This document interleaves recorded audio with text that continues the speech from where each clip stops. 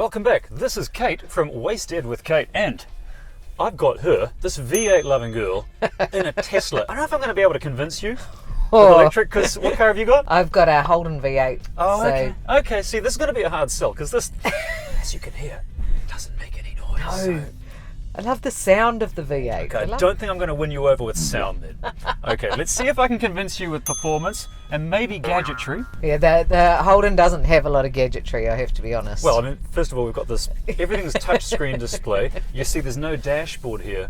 It's all just everything here. It freaks me out that you can see cones and people. Oh yeah, it's really smart. It can see these people in front. It can see us. I'll let them go and you'll see them walking across. It's crazy. Oh, that's so good. All right, so I'm going to take Kate out of Auckland city centre and we'll find a little spot where she might just be able to put her foot down. We'll swap drivers, but just to give you a little teaser. Oh, Jesus. Now that I can see the car, it's very minimalistic, isn't it? For better or worse, Tesla has gone for a real minimal approach. One complaint that people have about Tesla Model 3 is that you're sort of sitting on top of everything. You're overlooking the dashboard in the car. You're not cocooned like you're in a sports car. The seats are comfortable though. Yeah, the seats are relatively comfortable. They're not bad. They sort of hug you a little bit, you know. This car has 393 kilowatts and 660 newton meters of torque, which compared to the 6.2 litre V8, yeah, that's just a little more torque, a little more power. But the motor is the size of a watermelon. So right. I admit it is missing the noise. It's just the warp. Yeah. So keep in mind, I promise, I'm a petrol head at heart. I've owned 31 cars in my life, and almost all of them have been petrol until I went electric. No, I just can't go back. I get 500 k's of driving. If I charge it off my solar panels, it costs me nothing. Wow, that's very cheap. So then you're only paying road users. Yeah, which is $73, I think, per 1,000 k. Wow, I mean you gotta pay something. You gotta to pay keep your the roads going. Yeah. So what do they like to service and things like that? No, there's no oil. There's a little bit of oil in the gearbox or transfer case.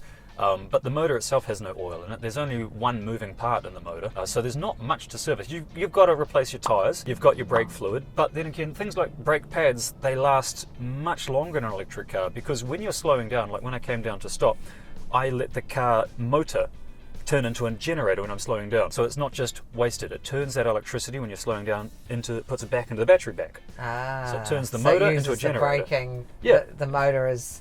that's interesting. Yeah, so all in all, there's less to fix, and if you're a tightwad like I am, I don't like paying for petrol, I don't like paying for servicing, I don't like brake pads and all that stuff. See this car on the left-hand side, if I were to press my foot down. Oh! Holy May not have the noise, but it's got something else. It's like a bit of G-force going on right there. One criticism I have is that the central display, it's all touchscreen, so you've got very few buttons. It means that you have to use it, which means if you want to do things like adjust the aircon, you have to take your eyes off the road. Yeah. That I don't like. Because it's right in the centre too. Yeah, so you will have to get used to that.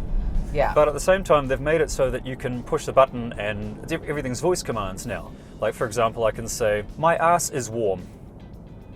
And it turns on the seat heating. So good. Are you too warm, too cold? Pretty perfect actually. Okay, it's cool, weird cool. that you got no vents. To change the vents, you move Oh wow. that around, up and down. Oh, so you don't have to There's manually. no manually. For better or worse, I like buttons. I'm kind of old school. Yeah. I appreciate this, but I kind of do like buttons. Yeah. I mean, you still got your road noise, which is normal, right? But Yeah. you don't have I used to have a XR6 Falcon, and I must admit that exhaust was just so good. But the problem was on long trip, you actually get tired of it. It does get it. Yeah. Oh yeah. No. I mean, I've had all the gas cars, and I've had a few 6-cylinder engines. And I used to love them. I think the hardest part was when you get to the pump. I just don't want to spend $160 odd, whatever it was, to fill up. No, it's not cheap. I did get my Holden chipped, but it cost me a lot of money to get it chipped to make it more efficient. Whereas these are already chipped to be efficient. There's not really much more you can do. These are one of the most aerodynamic cars you can get. I mean, that's why it looks like a bar of soap. Yeah. Because it is very, very slippery. That's all by design. So what do you pay for something like $85,000, I think. But of course, you can get electric cars that have similar sort of power from other brands that are a little bit less, like the MG4X power. That's like regular MG4 with 2 motors instead of 1. and much more, and bigger tyres, bigger brakes, bigger everything. And that's in the 60s, I think, late 60s. Yeah. I'll have to put I've got to put the prices up on the screen. I was looking at it because I've never had a hybrid and I've never had an electric car. And one of my biggest concerns with electric cars is the batteries and what happens to the batteries at the end of the life.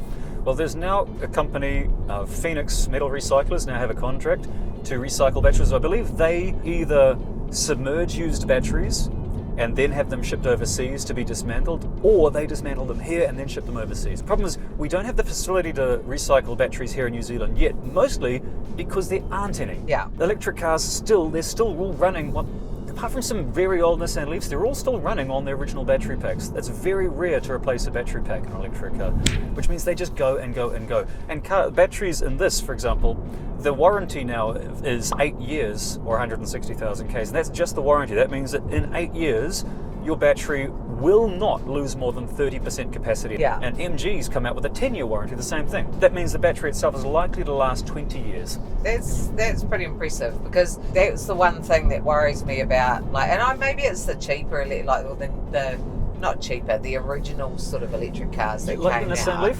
Yeah. Well, yeah, another thing is the Nissan Leaf also has always been air-cooled, the batteries, not liquid-cooled. Which means, oh, hang on, no, I did want to be in that lane. What the hell am I doing? Yeah, no, sorry, my mistake.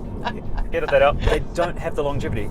Batteries don't like heat. Yeah. And if you go on a road trip in a Nissan Leaf and you rapid charge them, they get hot, they stay hot, and it just shortens the lifespan. Yeah. Now, most other car makers all liquid cool their batteries to keep them nice and cool when they're rapid charging, nice and cool on a hot day. Nissan still hasn't. So those early Nissan Leafs, yeah, many of them got sick, and their batteries are old and tired now. So what happens to the car then? You go on Trade Me, and it's hard to find even used Nissan Leaf batteries because people are snapping them, because they're still, even when they're not good enough to be useful in a car, there's still years of life left in them for other applications. First of all, put your foot on the brake and now drop the selector on the side there, down one. Now you're in drive. And now you drive it like an automatic. That's weird. That's it. That's all there is to it. Oh my gosh. It's a little bit scary. Oh yeah. Just take a moment to get used to it. So what about the wipers on this one?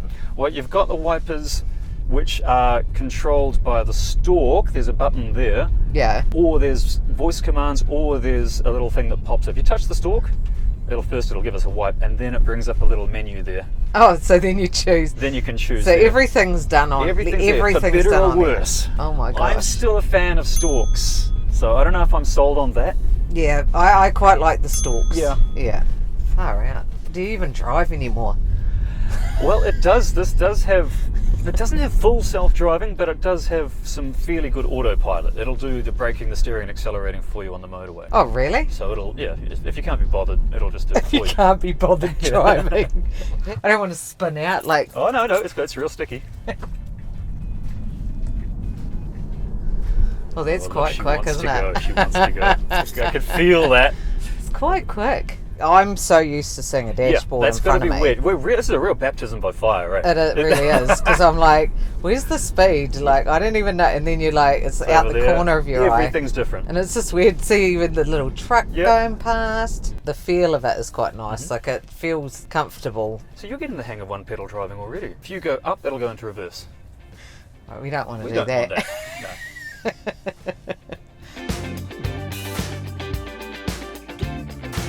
I'm going to tease Kate with the V8 Kate, with a little bit of electric power. This is running off Ecotricity. Am I getting my head back ready for this? Now this is Suzuki I feel Swift. like Do you think we can beat him? I think we can beat the Suzuki Swift. Ready? Surely. Here we go, and boom, we're off. Oh my god! We beat the Swift. That gave me even little heart palpitations. Oh, that's exciting. No wonder people drive these electric cars. Yeah, it's fun. It's guilt-free fun. Now it's on autopilot. I'm going to increase the speed to maximum of 100. Oh, so you just literally... So now it's doing the steering. So this is amazing to watch you do this, because I'm like... It's great. I mean, it's brilliant. And stop-start traffic. It'll stop. It'll go. It'll slow. If someone so it pulls in won't front. let you crash? No, it'll try not to. Sure, you could make it happen if you put the effort in. You could find a way to make it crash. But you're literally just holding the steering wheel. I'm just resting my hands on it right now. If I let go for too long, it'll beep at me. It just makes driving easy. I like this. Because I like driving. I'm sure you do too. You like chucking your car into some corners and all I that. quite like manual too. Like, you know, always like driving around the corners. But there are days, especially in Auckland traffic, being like, I'm not feeling it today. You do the work, car. Yeah, one good thing about electric vehicles, most of them, is you'll notice the floor behind us is really flat. It's because there's no exhaust tunnel or drivetrain tunnel, which gives you a little bit more space. It doesn't eat so much into it. Yeah, it's not having to come up in the middle. So there you go, Kate. What do you think? I don't know if I've converted you, but have I at least raised your eyebrows? Oh, you've definitely raised my eyebrows. That's a little bit of my heart rate. Oh yeah. Speed. So there's another win. You know, That's a win. bit more excitement there. But also, I tell you what, I would think about it. There we go. See, that's what I wanted. Planting a seed. Planting a seed.